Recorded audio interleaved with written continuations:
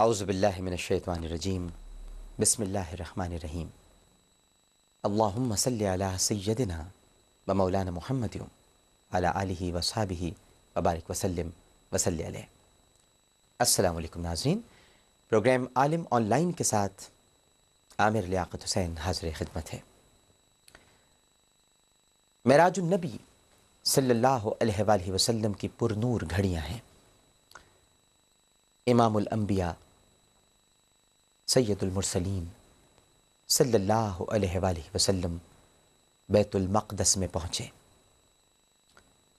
حضور صلی اللہ علیہ وآلہ وسلم نے بھی اور جبرائیل علیہ السلام نے بھی دو رکعتیں پڑھیں۔ ابھی تھوڑی دیر گزری تھی کہ وہاں بہت ساری مقدس ہستیاں جمع ہو گئیں۔ پھر مؤذن نے اذان دی اور اقامت کہی۔ سب اس انتظار میں تھے کہ کون امامت کا شرف حاصل کرے گا۔ جبرائیل علیہ السلام نے حضور صلی اللہ علیہ وآلہ وسلم کا دست مبارک پکڑا اور مصلی پر کھڑا کر دیا۔ حضور صلی اللہ علیہ وآلہ وسلم نے تمام انبیاء کی امامت کرائی۔ نماز سے فراغت کے بعد اللہ کے خلیل حضرت ابراہیم علیہ السلام نے خطبہ ارشاد فرمایا، جس میں اللہ جل مجدہ کی حمد و ثنا کے بعد ان احسانات کو گنوایا جو رب جلیل نے ان پر فرمائے تھے۔ آپ نے ارشاد فرمایا، الحمدللہ الذی اتخذنی خلیلا وعطانی ملکا عظیما وجعلنی امتا قانتا یؤتم بی وانقذنی من النار وجعلها علی بردا وسلاما۔ ساری تعریفیں اللہ سبحانہ و تعالیٰ کے لیے، جس نے مجھے اپنا خلیل بنایا، مجھے ملک عظیم عطا فرمایا، مجھے اپنا فرمانبردار بنایا جس کی پیروی کی جاتی ہے، مجھے آگ سے بچایا اور اسے میرے لیے سلامتی کا باعث بنایا۔ آپ کے بعد موسیٰ علیہ السلام، حضرت سلیمان علیہ السلام اور حضرت عیسیٰ علیہ السلام نے اللہ سبحانہ و تعالیٰ کی حمد و ثنا اور ان احسانات اور انعامات کو بیان کیا جن سے اللہ سبحانہ و تعالیٰ نے ان کو نوازا تھا۔ آخر میں، کیونکہ معاملہ آخر کا ہے، تو آخر میں وہ آخری آیا جو رحمت للعالمین ہے، صلی اللہ علیہ وآلہ وسلم۔ آپ نے قیام فرمایا اور ارشاد کیا کہ تم سب نے میرے رب کی ثنا کی ہے، اب میں اس کی ستائش گوئی میں لب کشا ہوتا ہوں۔ پھر یہ خطبہ ارشاد فرمایا، الحمدللہ الذی ارسلنی رحمۃ للعالمین وکافۃ للناس بشیرا ونذیرا وانزل علی الفرقان فیہ تبیان کل شیء وجعل امتی خیر امتی اخرجت للناس وجعل امتی وسطا وجعل امتی هم الاولون والآخرون وشرح لی صدری ووضع عنی وزری ورفع لی ذکری وجعلنی فاتحا وخاتمہ۔ کہ سب تعریفیں اللہ کے لیے جس نے مجھے سارے جہانوں کے لیے سراپا رحمت بنا کر بھیجا اور تمام لوگوں کے لیے بشیر اور نذیر بنا کر مبعوث فرمایا اور مجھ پر فرقان نازل کیا جس میں ہر چیز کا واضح بیان ہے، اور میری امت کو تمام امتوں سے افضل بنایا اور اسے لوگوں کی بھلائی کے لیے پیدا کیا اور میری امت کو وسط بنایا۔ میری امت ہی اول و آخر ہے۔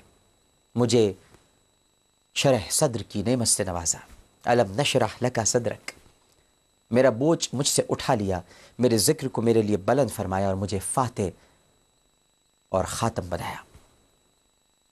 یہ جان پرور کلمات سن کر حضرت ابراہیم علیہ السلام نے گروہ انبیاء کو مخاطب کرتے ہوئے فرمایا کہ بحاذا فضلکم محمد صلی اللہ علیہ وسلم، کہ انہی احسانات اور انعامات کے باعث محمد صلی اللہ علیہ وآلہ وسلم ہم سب پر فضیلت پا گئے۔ تو ناظرین کرام، جب ہم اس آقا و مولا صلی اللہ علیہ وآلہ وسلم کی امتی ہیں تو وہ اسی معراج کی شب ہمارے لیے نماز کا تحفہ لائے کہ ہم اللہ کے حضور شکر ادا کریں۔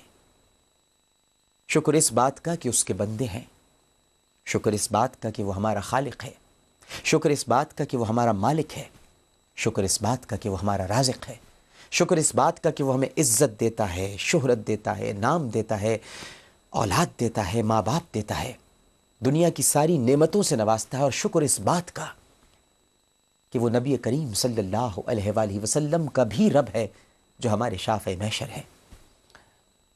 تو پھر یہ شکر ادا کرنے کے لیے ہمیں گھبراہٹ، تل ملاہٹ اور اکتاہٹ کیوں ہوتی ہے؟ نماز کا کہیں وقت آ جاتا ہے تو ہم ایسی جگہ پر جہاں نماز ادا نہیں کر پائیں تو پریشان کیوں ہو جاتے ہیں؟ دیکھیے تو لوگ کس کس طرح سے نماز ادا کر رہے ہیں، یہ تو کسی حالت میں معاف نہیں ہے۔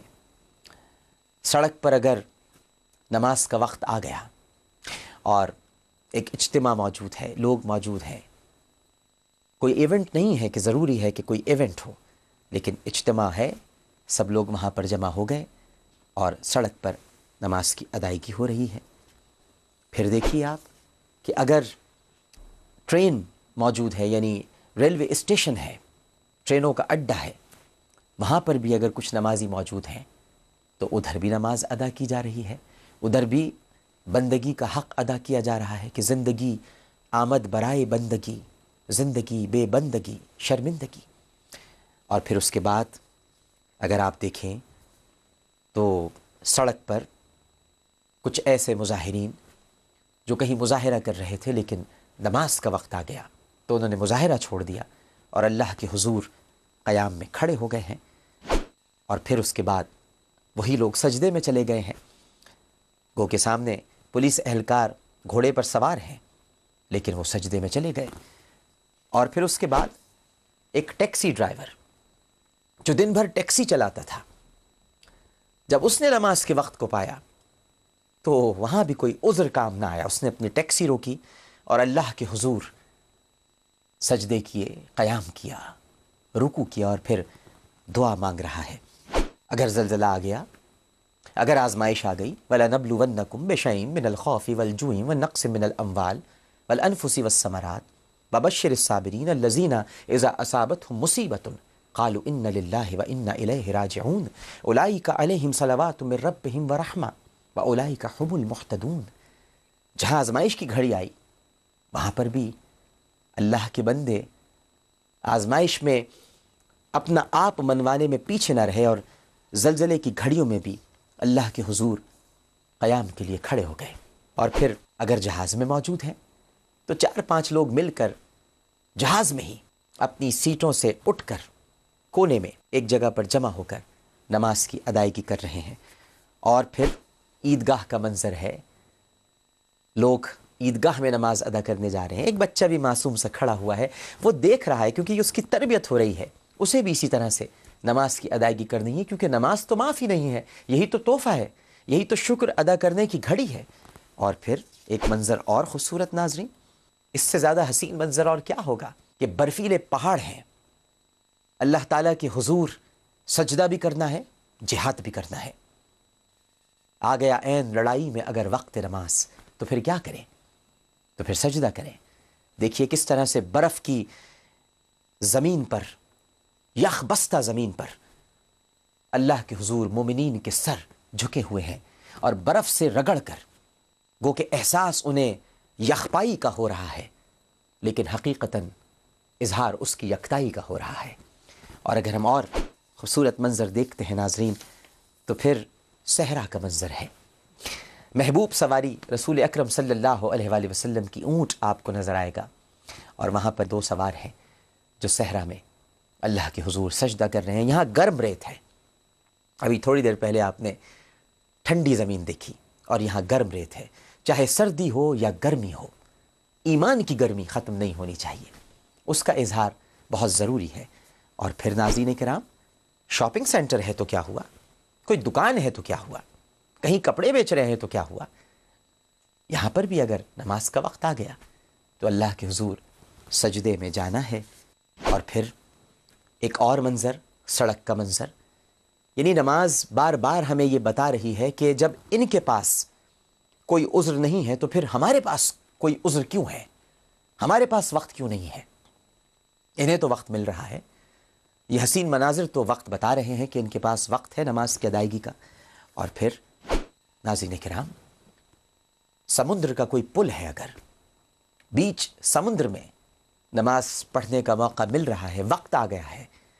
کیونکہ وقت آتا ہے تو پھر تو اس وقت کی ادائیگی کرنی ہے. اگر ملک الموت لینے آیا ہے تو پھر جانا ہے.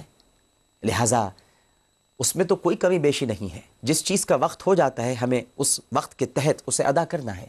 یہاں پر بھی وقت آ گیا نماز کا تو نماز ادا کی جا رہی ہے. اور پھر اس کے بعد دنیا کا حسین ترین منظر ناظرین، اس سے زیادہ حسین منظر شاید اس پوری کائنات میں نہ فرشتوں کی نگاہ نے دیکھا، نہ حوروں نے پایا، نہ غلمہ دیکھ سکے، اور نہ ہی بشر بار بار اس منظر کو دیکھنے کی تاب رکھتے ہیں. کیونکہ دیکھ تو اس وقت پائیں جب آنکھوں میں آنسو نہ آئیں، لیکن جب آنکھوں میں آنسو آ جاتے ہیں اور آنکھیں جھلمل کرنے لگتی ہیں تو پھر منظر دھندلا جاتا ہے. یہ ہے وہ حسین منظر. ابھی تھوڑی دیر پہلے کچھ انفرادی نمازیں تھیں، تھوڑی تھوڑی اجتماعی نمازیں تھیں، لیکن اب اس خوبصورت اجتماع کو کیا کہیے گا. حسین و جمیل منظر، کعبۃ اللہ کا منظر، جہاں اللہ کے حضور اس کے بندے سر بسجود ہیں. یا ایھا الذین آمنوا استعینوا بالصبر والصلاۃ ان اللہ مع الصابرین. اللہ ہم سب کو ناظرین نماز پڑھنے کی توفیق عطا کرے. کیونکہ جتنی تصاویر آپ کو دکھائی ہیں، جتنے اسٹلز آپ نے دیکھے ہیں، یہاں پر کسی کے پاس کوئی عذر نہیں ہے. ہمارے پاس بہت سارے عذر ہوتے ہیں. دفتر میں کام ہے، مصروفیت ہے، میٹنگ ہے، کوئی باس سے ملنے جا رہا ہے، یا باس نے کسی کو ٹائم دیا ہوا ہے، یا سڑک پر ابھی چلتے ہوئے عجیب سا لگے گا کہ ہم نے پڑھ لیا. ہاں یقیناً اگر کوئی غیر مسلم سرزمین ہے تو آپ یقیناً اس کا احترام کیجئے کہ وہاں پر آپ اپنی عبادت کو تمسخر کا یا تضحیک کا نمونہ نہ بنائیے. لیکن اگر مسلم سرزمین ہے اور نماز کا وقت آیا ہے تو پھر جہاں دل چاہے آپ نماز کی ادائیگی کیجئے. کیونکہ یہی وہ سجدہ ہے ناظرین، یہی وہ سجدہ ہے جس سے انکار ابلیس نے کیا اور راندہ درگاہ ہو گیا. وہ انسان کو سجدہ نہیں کرنا تھا، وہ اللہ کے حکم کو سجدہ کرنا تھا. اور یہ اللہ کا حکم ہے جس سے ہم راہ فرار اختیار کرتے ہیں.